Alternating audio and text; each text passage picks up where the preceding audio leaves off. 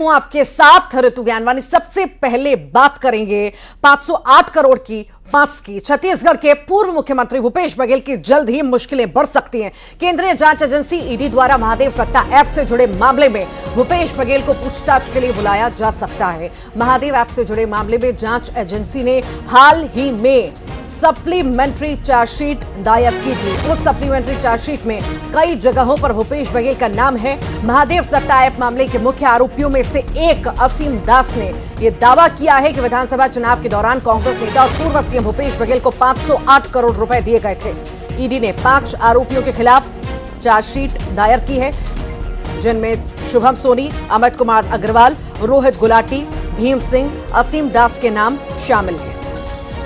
तो बड़ी जानकारी इस वक्त हम आपको दे रहे हैं। पूर्व मुख्यमंत्री सीएम भूपेश बघेल के मुश्किलें अब बढ़ती हुई नजर आ रही हैं। जल्द उन्हें बुलाया भी जा सकता है। ईडी पूछताछ भी कर सकती है। ये भी आपको जानकारी दे दें कि ये ईडी का मुद्दा, महादेव सट्टा ऐप का मुद्दा लगातार चुनावों में गरमाता रहा। कई तरह के गंभीर आरोप लगते रहे और अब इस मामले ने नया मोड़ लिया है।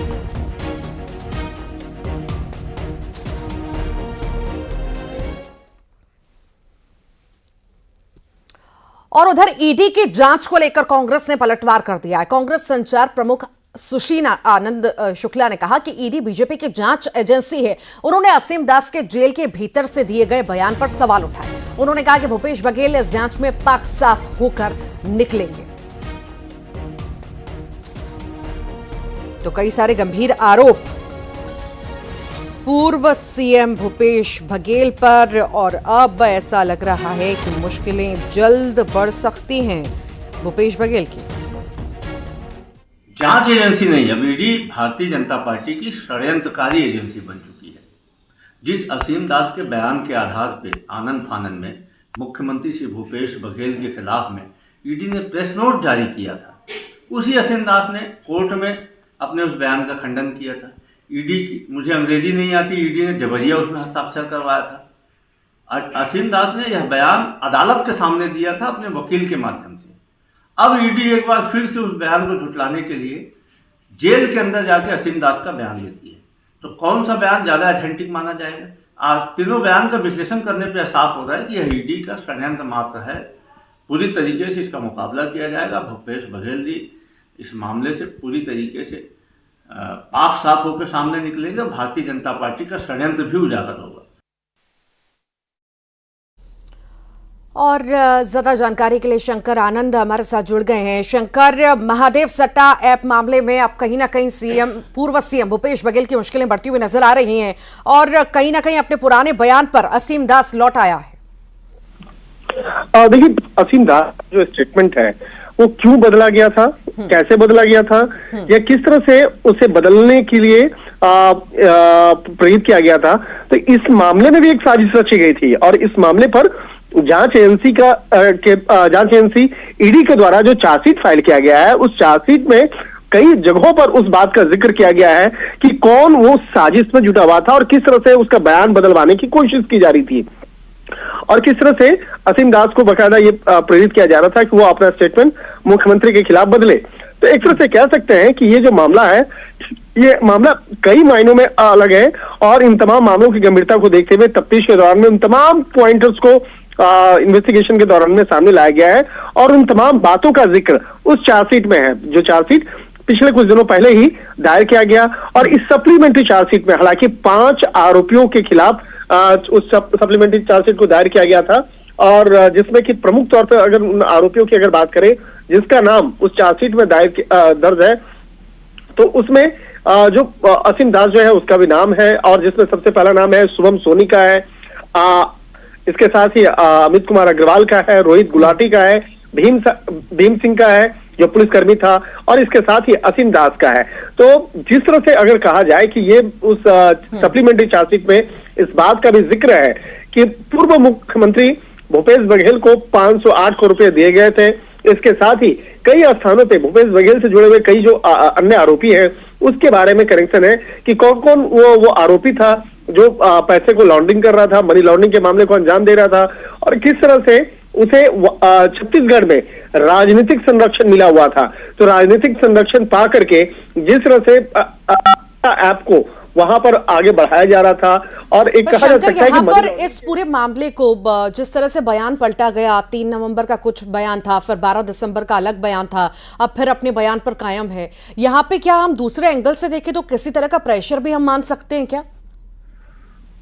देखिए, यहाँ पे प्रेशर, राजनीतिक प्रेशर था उस आरोपी पर कि आप अपना स्टेटमेंट चेंज करो। ये प्रेशर जो दिलवाया गया था राजनीतिक प्रेशर था, और उसी प्रेशर के बारे में, उसी तमाम साजिश के बारे में बाद में इस चार्जशीट का, वो चार्जशीट के दौरान में, चार्जशीट से ठीक पहले एक स्टेटमेंट उसका जो दर्ज हुआ है, और उस तमाम बातों का जिक्र उस सप्लीमेंट्री चार्जशीट में है। और इसके साथ ही इस मामले में मामले की अगर बात करें तो यहाँ पर जो राजनीतिक एक साठगांठ और राजनीतिक जो एक साजिश रची गई थी, और जिस तरह से महादेव सट्टा ऐप चलाने वाले आरोपियों को एक संरक्षण प्रदान किया गया था, उस संरक्षण के बदले जिस तरह से करोड़ों रुपए मिलते थे, तो इस बारे में इस बात का जिक्र जो है इस सप्लीमेंट्री चार्जशीट में है। तो कहा जा सकता है कि आने वाले दिनों में ये जल्द माने आपके भूपेश बघेल को कभी भी पूछताछ के लिए बुलाया जा सकता है। अब ये किस तरह, और हम देखें कि आगे क्या हो सकता है, क्योंकि अब चुनाव भी नजदीक हैं, लोकसभा नजदीक हैं, विधानसभा में तो भुना लिया गया मुद्दा, लोकसभा में बहुत ज्यादा अगर भुनाया गया तो कांग्रेस के लिए बहुत बड़ी मुश्किलें पैदा कर सकता है। शंकर, निश्चित तौर पे देखिए, जिस तरह से इस मामले में पूर्व मुख्यमंत्री भूपेश बघेल का नाम सामने आया, तो कहीं न कहीं उसका असर कहीं न कहीं पार्टी की छवि पे भी असर पड़ता है, क्योंकि भूपेश बघेल उस पार्टी के जो सुपर नेता रहे हैं छत्तीसगढ़ में, और काफी उनका नाम रहा है।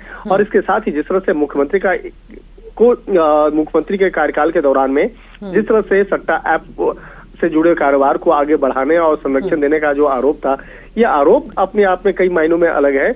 लिहाजा इन तमाम मामलों की गंभीरता को देखते हुए इसमें जांच एजेंसी के द्वारा काफी विस्तार से तफ्तीश की जा रही है, और कहा जा सकता है कि आने वाले दिनों में जब उन्हें पूछताछ के लिए सम्मन भेजा जाएगा और इन्हें बुलाया जाएगा, तो उसके बाद कई अन्य लोगों की मुश्किलें और जांच का विषय है। और अगर ये आरोप सही भी हुए तो ये माना जाए कहीं ना कहीं कि इस पैसों का इस्तेमाल अगर इलेक्शन में हुआ है तो बहुत ज्यादा मुश्किलें भूपेश बघेल के लिए तो बढ़ेंगी, साथ ही कांग्रेस के लिए भी बढ़ेंगी। बहुत शुक्रिया शंकर, जानकारी को साझा करने के लिए। फिलहाल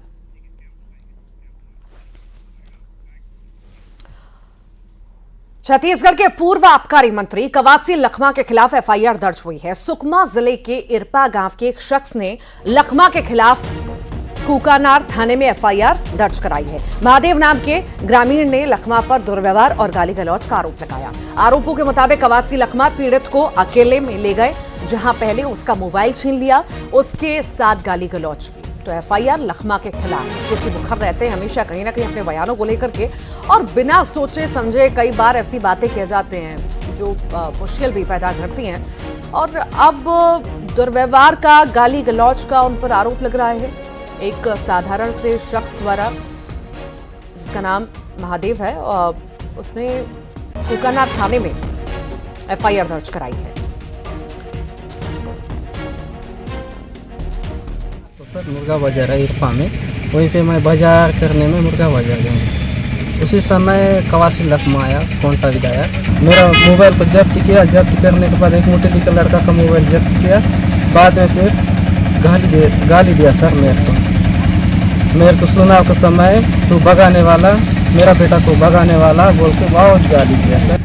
तेरा क्या है, बड़े बड़े लोगों को मैं निपटाया, तेरे को निपटाने क्या लेट लगेगा बोल के, और 1 महीने के बाद देखना क्या होगा बोल के वो बोला सर कवासी लखमा। अगर मैं 1 महीने के बाद अगर बाप बेटा आके तेरे को गोली से मार दूंगा बोल के बहुत धमकी दिया सर। इसलिए मेरे को डर लगा, इसलिए गांव वालों हम लोग बात करके एसपी साहब को एक आवेदन दे दिया सर।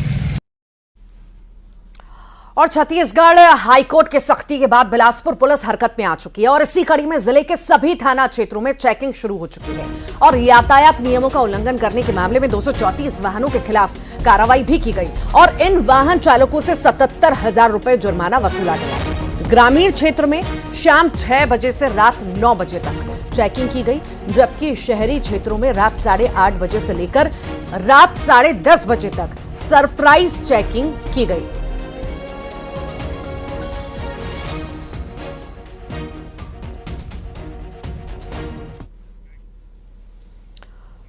कोंडा गांव की खबर का जिक्र अब हम कर लेते हैं। 2 ट्रक नकली खाद जब्त की गई है। नकली खाद 2 ट्रक भरे हुए थे। धमतरी से 2 ट्रक में 482 बोरी नकली खाद पाया गया। धनोरा क्षेत्र से कृषि अधिकारियों ने नकली खाद को जब्त कर लिया है। ग्रामीण इलाकों में खपाने की फिराक में ये सभी थे, ये विक्रेता थे और अब ये जब्ती हुई है। पूरे मामले में जांच पड़ताल होगी कि आखिर कब से ये कर रहे थे और कहां पर बेच चुके हैं नकली खाद, और आखिर कहां से लाते थे, कहां पर कनेक्शन है, कहां से तार जुड़े हैं। सभी पहलुओं पर जांच होगी। फिलहाल 2 ट्रकों की जब्ती हुई है जिसमें नकली खाद था और अब इस पर कड़ी कार्रवाई होगी।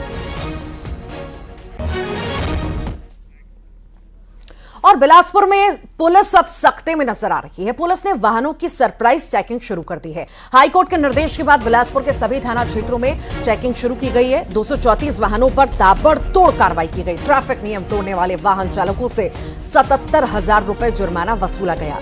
ग्रामीण क्षेत्रों में शाम 6 से 9 बजे तक चेकिंग हुई। शहरी क्षेत्रों में रात 8:30 बजे से 10:30 बजे तक सरप्राइज चेकिंग अभियान चलाया गया।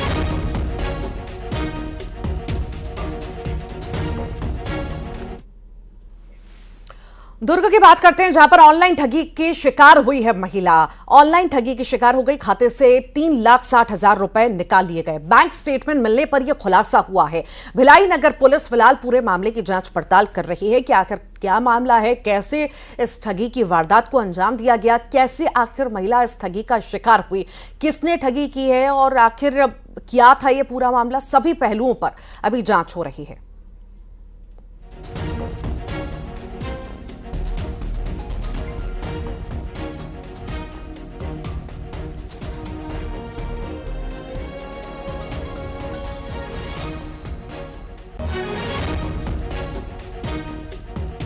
तो लगभग 3.5 लाख रुपए की ठगी का शिकार की महिला हो गई और अब जो है इस पूरे ही मामले में जांच पड़ताल जारी है। ऑनलाइन ठगी होना ये बताई जा रही है।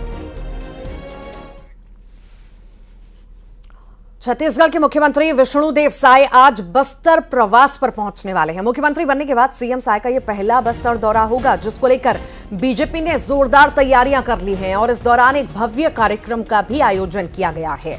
सीएम साय अपने जगदलपुर दौरे के दौरान कार्यकर्ताओं को लोकसभा चुनाव की तैयारियों में जुटने का आह्वान करेंगे, साथ ही आम चुनाव में जीत का मंत्र देंगे। सीएम साय के कार्यक्रम में पूरे बस्तर संभाग के बीजेपी कार्यकर्ता शामिल होंगे। जगदलपुर के पीजी ग्राउंड में होने वाले कार्यक्रम की तैयारी पूरी हो चुकी है।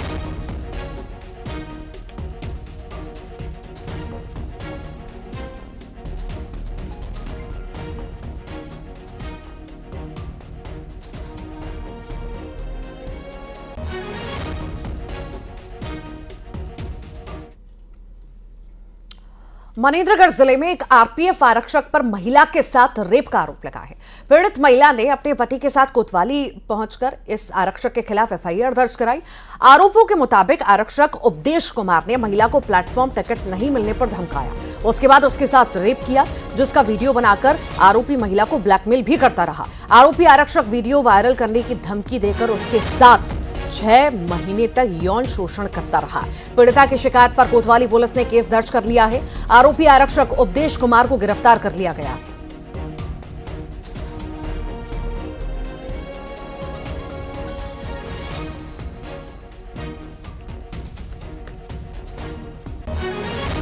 द्वारा थाना में आकर लिखित आवेदन दिया गया कि आरपीएफ आरक्षक उपदेश कुमार के द्वारा उसके साथ बलात्कार करना, जिस पर से अपराध पंजीबद्ध कर विवेचना में लिया गया है।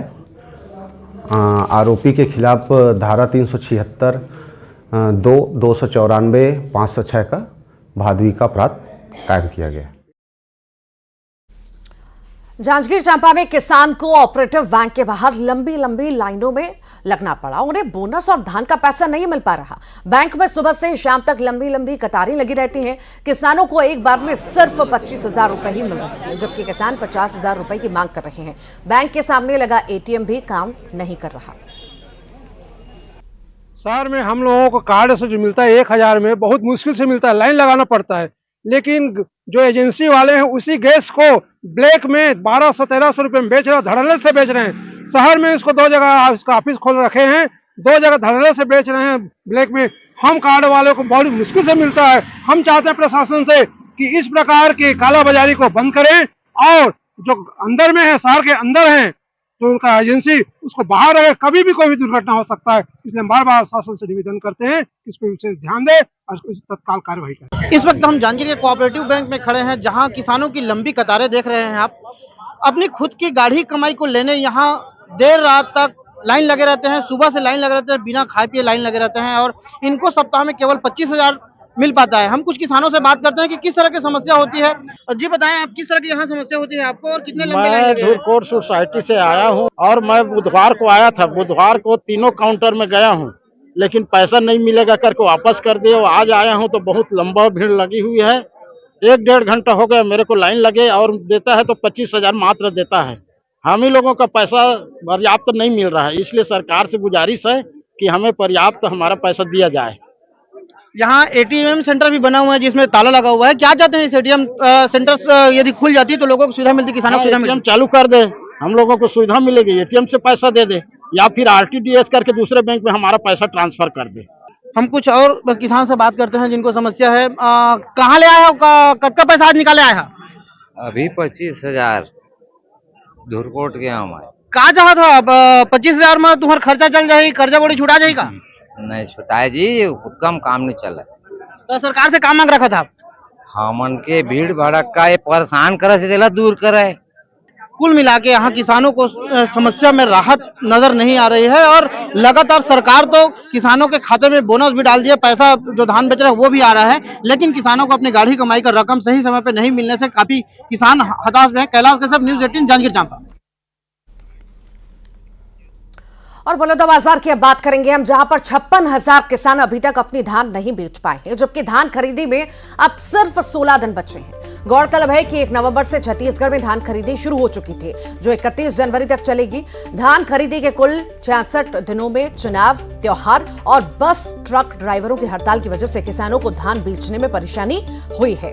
बलौदाबाजार जिले में कुल 166 खरीदी केंद्र बनाए गए हैं, जहां इस बार कुल 83 लाख क्विंटल धान खरीदी का लक्ष्य रखा गया है, जिसके मुकाबले अभी तक सिर्फ 46 लाख क्विंटल धान की खरीदी हो सकी है।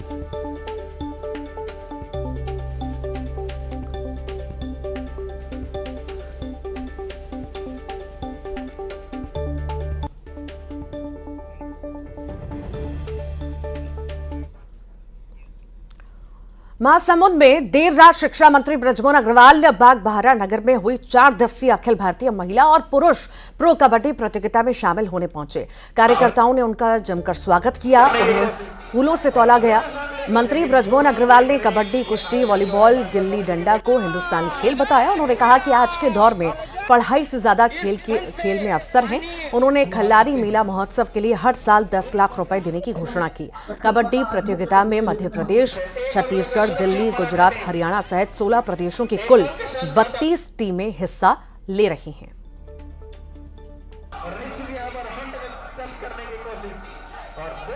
खेलोगे, कूदोगे, बनोगे खराब, पढ़ोगे, लिखोगे, बनोगे नवाब। अब उल्टा हो गया है, खेलोगे, कूदोगे, बनोगे नवाब। अब पढ़ लिख के क्या मालूम आप क्या बनोगे, क्या नहीं बनोगे, जरूरी नहीं है, क्योंकि आजकल कंपटीशन होता है। आप 100 नंबर भी पा जाओगे और परीक्षा में पास नहीं हुए कंपटीशन में, तो आपका इंजीनियरिंग में एडमिशन नहीं होगा, आपका मेडिकल में एडमिशन नहीं होगा। पर आप अच्छा खेलोगे तो आप पूरे देश का नाम रोशन कर सकते हो। बलौदाबाजार जिले के सबसे बड़े नगर पंचायत टुंड्रा में आज तक बस नहीं पहुंची। यहां 20 लाख रुपए से ज्यादा की रकम खर्च कर बस स्टैंड बनाया गया था। नगर निगम के बनाए इस बस स्टैंड को अब गौठान बना दिया गया, जिसकी वजह से आसपास के दर्जन भर गांवों के यात्रियों को भारी परेशानी होती है। इन्हें बस पकड़ने के लिए 10 किलोमीटर दूर तक जाना पड़ता है। इस बस स्टैंड को बने 4 साल बीत चुके हैं, लेकिन आज तक यहां बस नहीं पहुंची।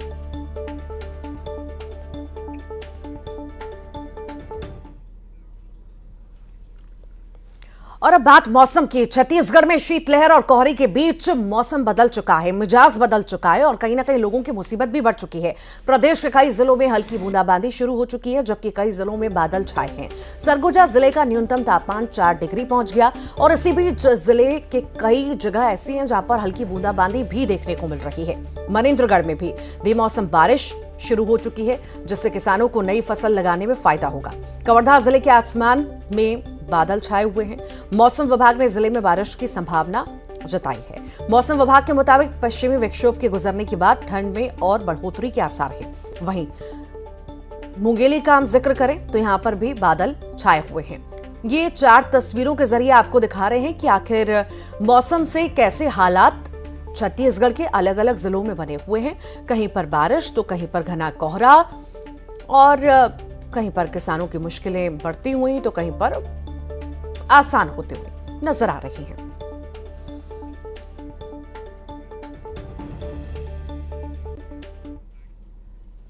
और आइए अब देखेंगे खबरों का 2020।